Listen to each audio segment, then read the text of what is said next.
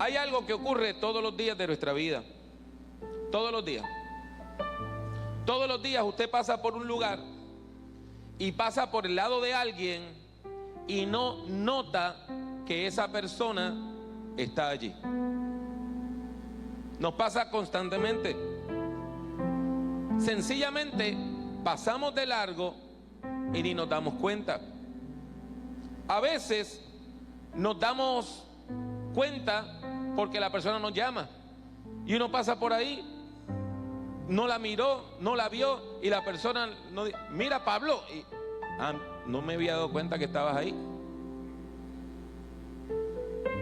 A veces nos damos cuenta al rato, como que yo conozco a esa persona, y uno se da vuelta y va y habla con esa persona y la saluda. A veces, tiempo después, una persona me dice, mira, tú y yo estábamos en el mismo lugar y me pasaste por el lado y ni me saludaste. Y uno se siente mal, ¿verdad? Porque le hizo el desaire a la persona. Y la cantidad de personas que nos pasan por el lado y nosotros no vemos es increíble. Sin embargo, hay personas que nosotros hemos aprendido a no ver. Y no solamente hemos aprendido a no ver, sino que le enseñamos a nuestros hijos e hijas a que no las miren, a que no las vean. ¿No me creen? Piénselo bien. Cuando usted le pasa por el lado a una persona que está en la calle, borracha, drogada, maloliente, una de estas personas que a veces hasta duerme en la calle, ¿verdad que usted no la mira a la cara? ¿Verdad que usted no la mira a los ojos? Y si nuestros hijos se le quedan mirando, ¿qué usted le dice? ¿Qué usted le dice? No la mires, no te le quedes mirando. Porque hemos aprendido a no ver a la gente enferma. Otra gente que son invisibles para la sociedad son los empleados. ¿Cuántas veces usted nota a los empleados de limpieza en un edificio? Si usted va a un edificio de gobierno, ¿cuántas veces usted nota al empleado de limpieza? ¿Cuántas veces usted saluda a esa persona por su nombre? ¿Verdad que la ignoramos? Cuando nos quedamos en un hotel, pasa una persona, el bellboy o la mucama, y ni la saludamos, porque nos hemos acostumbrado a que esas personas están ahí para darnos servicio y ni la miramos, no le prestamos atención. Y de manera particular hemos aprendido a no prestarle atención a las mujeres y a los niños. La niñez tiende a ser invisible. Las mujeres tienden a ser invisibles en la sociedad. La sociedad menosprecia a la mujer y la sociedad menosprecia a los niños. Yo conozco familias que le han dicho a sus hijas, usted no va a estudiar, la poca platica que hay aquí la vamos a utilizar para que estudie el varón. Usted busque con quién casarse. Usted conoce personas así. A veces llega una mujer que a claras luces ha sido abusada, golpeada, maltratada. ¿Y qué le dice la sociedad? Quédese calladita, porque si no la golpean no la quieren.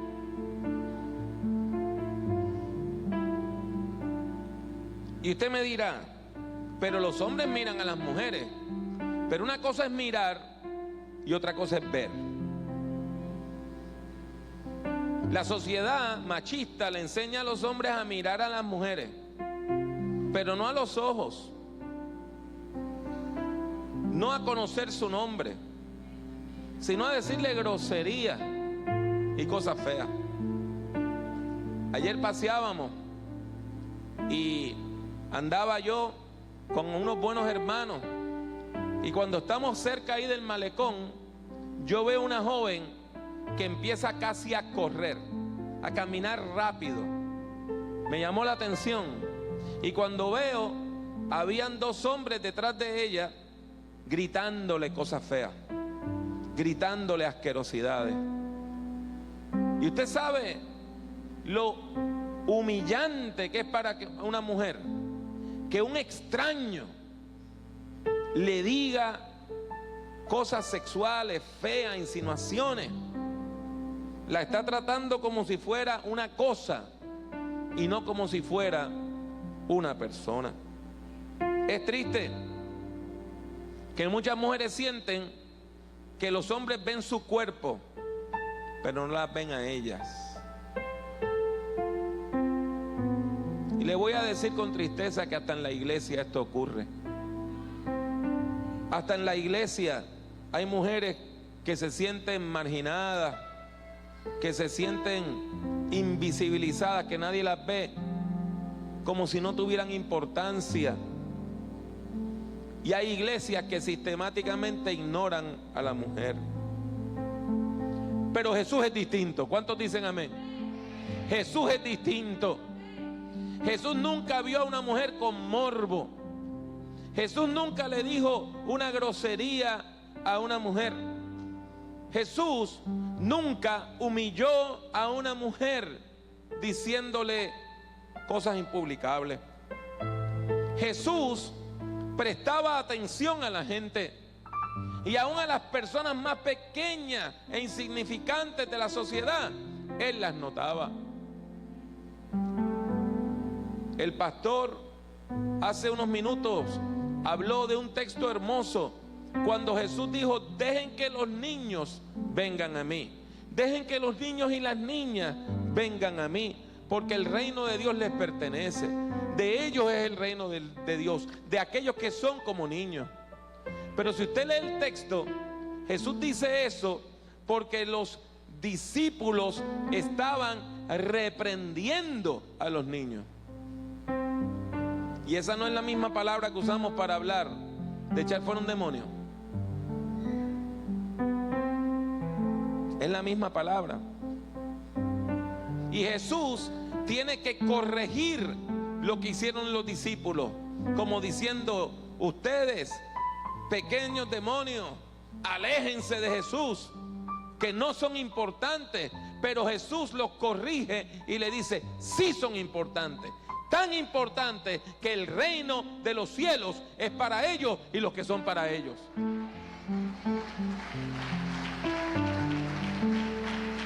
Porque Jesús ve a la persona que nadie ve.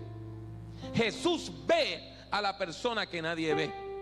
Jesús ve a la persona que nadie ve. Y les tengo un texto bíblico sobre eso.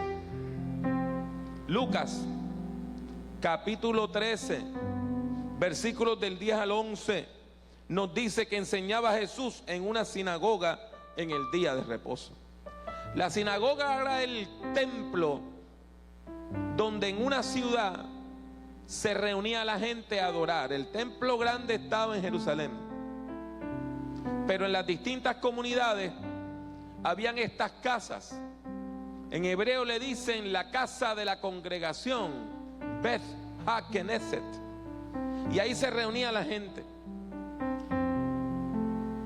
Y en ese lugar de reunión que se llama sinagoga se hacía el culto semanal, pero también operaba una escuela que se llamaba la yeshiva, y también se hacían reuniones de pueblo.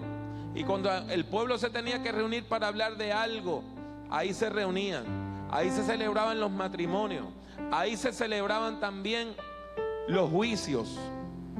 La sinagoga era un lugar importantísimo en la vida de las comunidades judías. Y Jesús entra a una sinagoga y dice la palabra que entra el día del culto judío, que era el sábado, el día de descanso, el día de reposo. Ese día no se puede trabajar. Se pueden hacer muy poquitas tareas, pero no se podía trabajar, porque era el día que se dedicaba a la adoración. Y Jesús entra a la sinagoga y él ve a una mujer encorvada. Y usted dirá, bueno, la vio porque estaba sentada ahí. Pues mire que no. Jesús la vio a pesar de que ella no estaba sentada en las primeras bancas. En la sinagoga, las mujeres no se sentaban con los hombres. Los primeros asientos todos eran nada más para los hombres. Y después había una verja de madera. Y detrás de esa verja de madera era que se sentaban las mujeres. Y Jesús ve a esa mujer que está allá en la parte de atrás, encorvada, con un problema de la espalda. No sabemos si era escoliosis o espina bífida o estenosis. No sabemos si tenía discos herniados, pero estaba encorvada y no se podía mover. Encorvada y no se podía mover. De acuerdo al pensamiento de los fariseos, esa mujer estaba así porque o sus padres pecaron o ella pecó y estaba pasando una maldición. Y los fariseos pensaban, si tiene esa enfermedad, algo malo hizo. Y si hizo algo malo, pues bueno que le pase que tenga esa enfermedad. Y allá estaba aquella mujer en la parte de atrás de ese lugar de adoración, detrás de aquella verja de balaustres. Pero estando allí, Jesús la vio. Jesús la vio. Jesús la vio.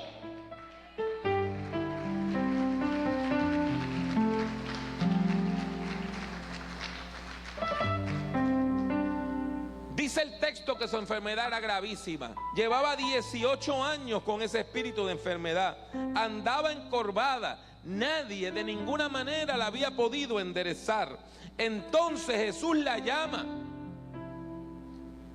Y usted se puede imaginar el escándalo que se formó cuando Jesús la llama para que salga de detrás de esa verjita y que se acerque a donde nada más se podían sentar los hombres. Y le dice, mujer, eres libre de tu enfermedad. Y aquí yo le voy a decir algo, y es que este texto, esta traducción no está correcta. Esta traducción no dice todo lo que dice la Biblia. La Biblia no fue escrita en español. El Antiguo Testamento fue escrito en un idioma llamado hebreo y el Nuevo Testamento fue escrito en un idioma llamado griego. Y no el griego que se habla hoy en Grecia, sino griego antiguo. Jesús no le dice a las mujeres eres libre, usando la palabra libertad, sino que Jesús usa el verbo desatar, apolúo, desatar.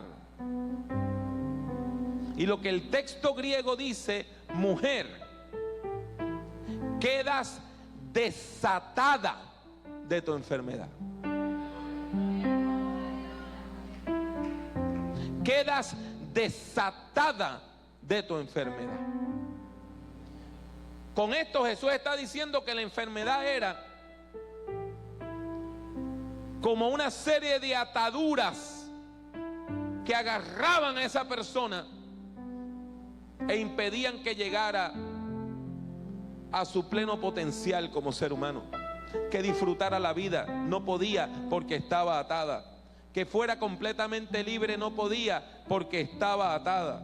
Y Jesús usa este verbo y le dice, quedas desatada, quedas desatada, quedas desatada.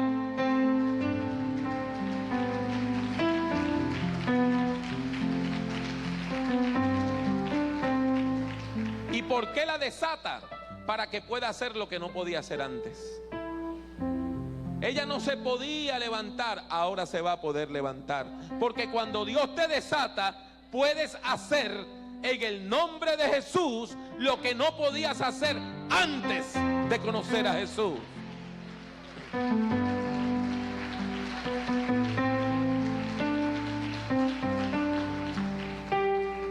La persona que tiene un problema de adicción, cuando queda desatada,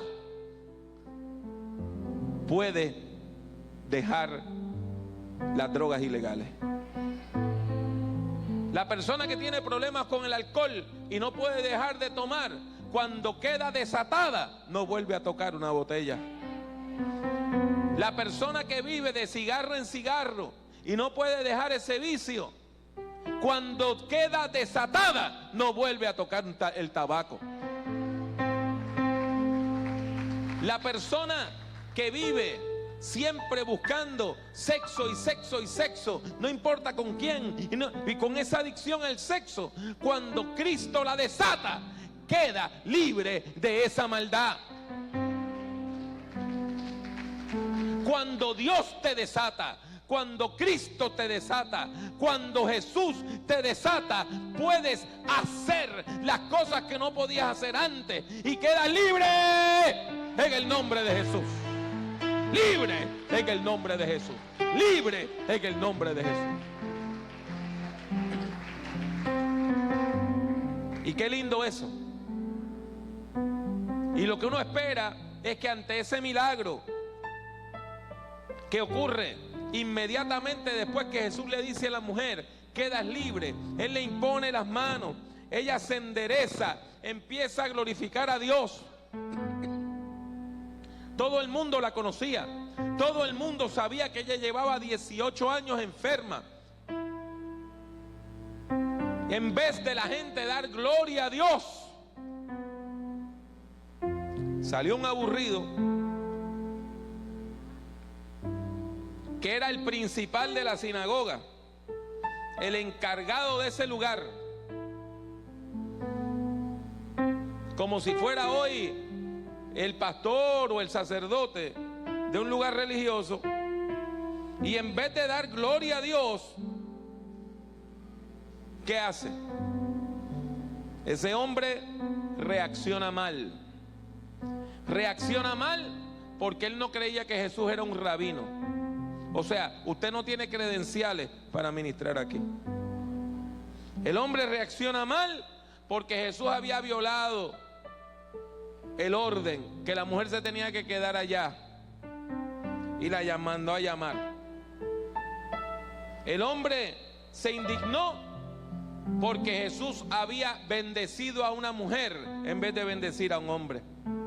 El hombre se indignó porque él pensaba que si esa mujer estaba enferma era porque Dios la había castigado y ella tenía que llevar esa cruz, esa enfermedad el resto de su vida. El hombre se indignó porque el sábado se supone que nada más fuera culto y Jesús estaba sanando gente y él decía, sanan los médicos, así que este señor está trabajando en sábado. El hombre se enoja y mire lo que dice el texto, vea lo que dice el versículo 14. Él se enoja con Jesús, pero no le habla a Jesús, le habla a la gente que estaba en la sinagoga para humillar a Jesús. Pero el principal de la sinagoga, enojado de que Jesús hubiese sanado en el día de reposo, dijo a la gente, no a Jesús: si yo tengo una molestia con usted, ¿con quién la debo hablar? Con usted. Usted se imagina que usted tenga una diferencia con un hermano de la iglesia y el hermano de la iglesia pida al pastor el micrófono y venga aquí frente a todo el mundo y diga algo en contra suya. Cuando se hace eso, ¿es con qué propósito? Humillar. Este hombre, que era el principal, el religioso principal, el que tenía todos los títulos y el que tenía todos los trapos puestos, ¿verdad? Porque los religiosos les gusta andar con mucha cosa, mucha tela y mucho objeto. Él ignoró a la mujer y ahora ignora a Jesús. Y no le habla a Jesús, sino que le habla a la multitud y le dice: hay 6 días en los que se puede trabajar. Para ser sanados vengan esos días, pero no para el día de reposo.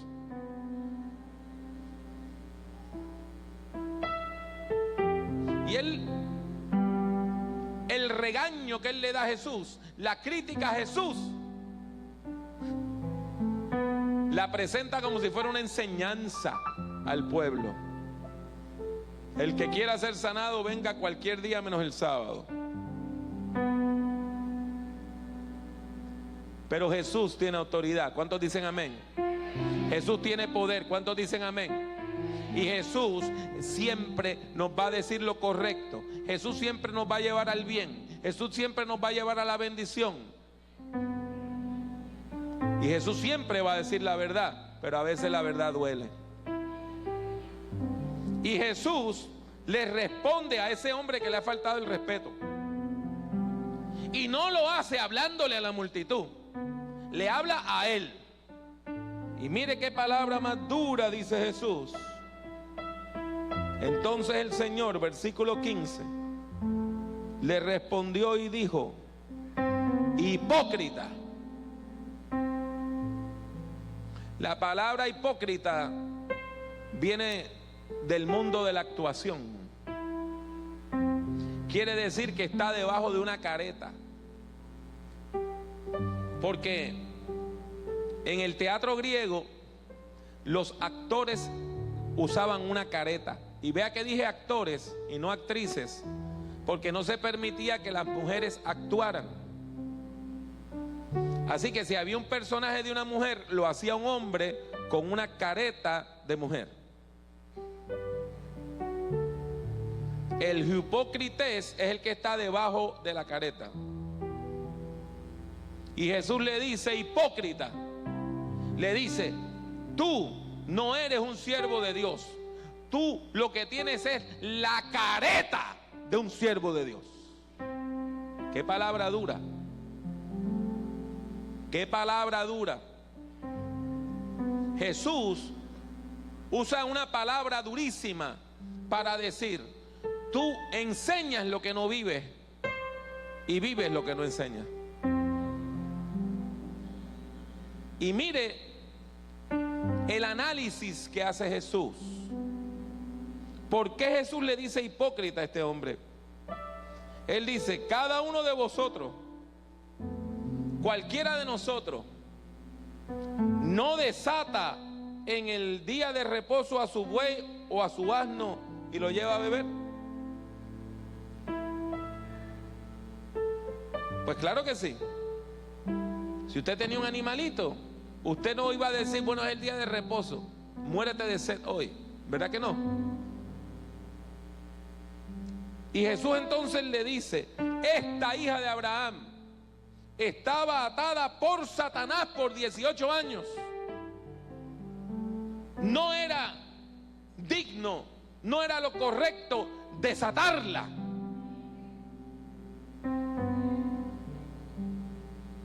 O sea, que a tu buey lo puedes llevar, lo puedes desatar para que tome agua. Al asno, al burrito, lo puedes desatar para que tome agua. Pero cuando Dios desata a esta mujer, tú te quejas.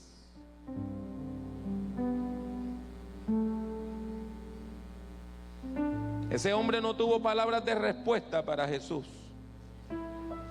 porque cuando Jesús habla es definitivo. Jesús tiene la última palabra sobre tu vida. La palabra sobre tu vida no la tiene la gente que te odia. La palabra sobre tu vida no la tiene la gente que te ha hecho daño. La última palabra sobre tu vida no la tiene la gente que te ha dicho toda la vida que eres invisible y que no vales. La palabra definitiva sobre tu vida la tiene Dios. Y Dios dice: te amo. Dios dice: quedas libre. Dios dice: te quiero salvar, te quiero bendecir, te quiero transformar.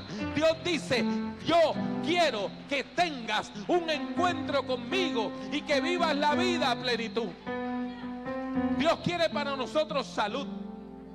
Dios quiere para nosotros paz. Dios quiere la salud del alma, del cuerpo y del espíritu. Dios quiere bendecirte.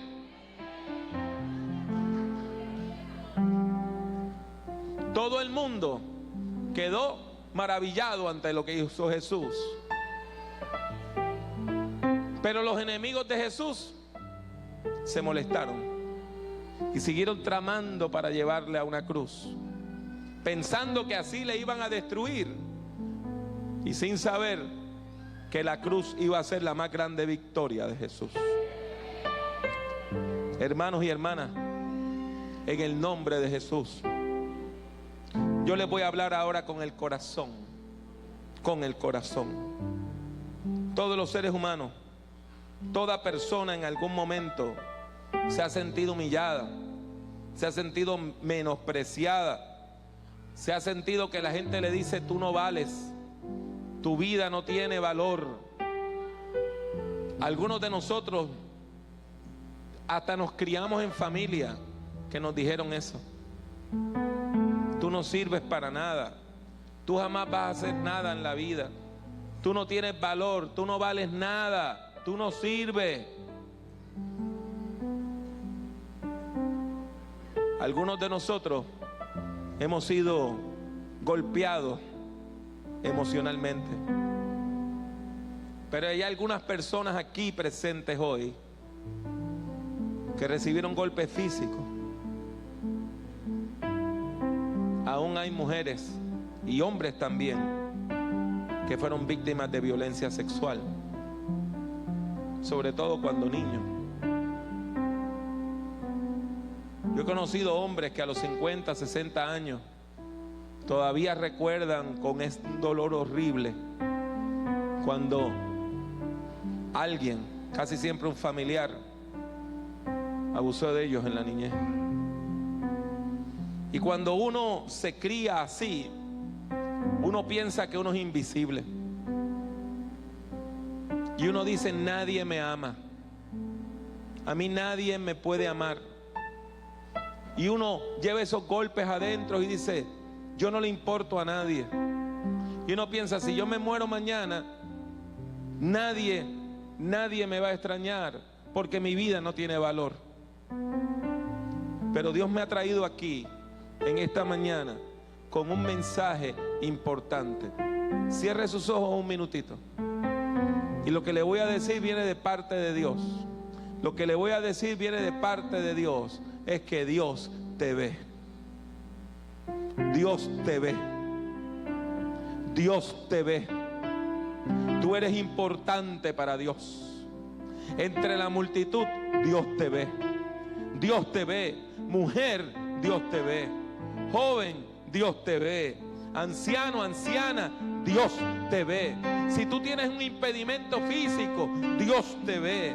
Si tú tienes una enfermedad emocional, Dios te ve. Si tú tienes una enfermedad física, Dios te ve. Y te dice hoy, en el nombre de Jesús, que quedas desatado, quedas libre, quedas libre, quedas libre, porque el que te desata es el que tiene poder.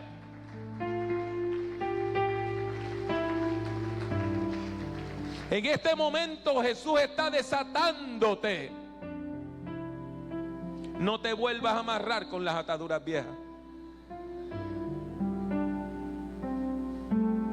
Hay personas que escuchan este mensaje y lo resisten.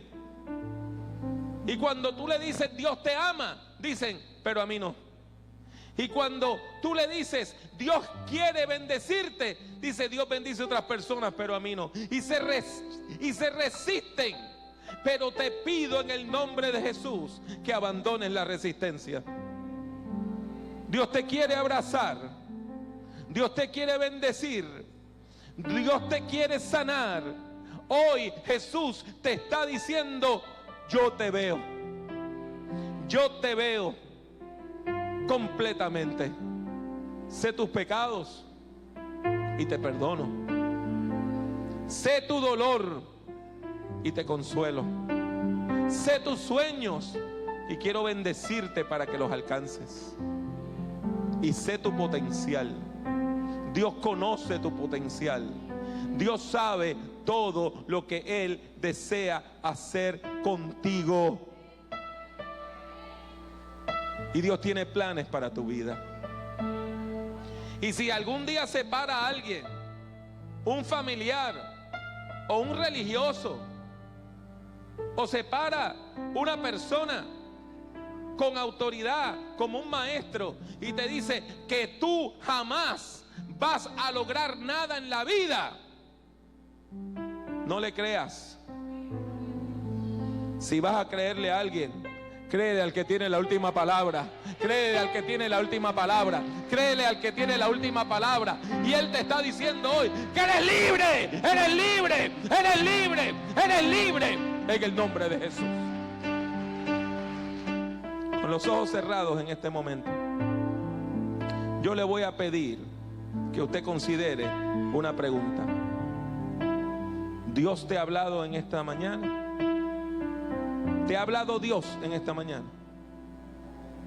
¿Has sentido la voz de Dios que está sanando, que está tocando, que está bendiciendo, que está restaurando? Hoy esa voz que tú escuchas, que está grabada en tu mente desde tu niñez, diciéndote que tú no vales nada y que tú no sirves, hoy queda cancelada por la voz de Jesús que dice que eres libre. Hoy el Espíritu Santo está operando, está haciendo obra, está sacándolas, las está cancelando y te dice que eres libre, quedas desatado, eres libre, quedas desatado, eres libre, quedas desatado en el nombre de Jesús.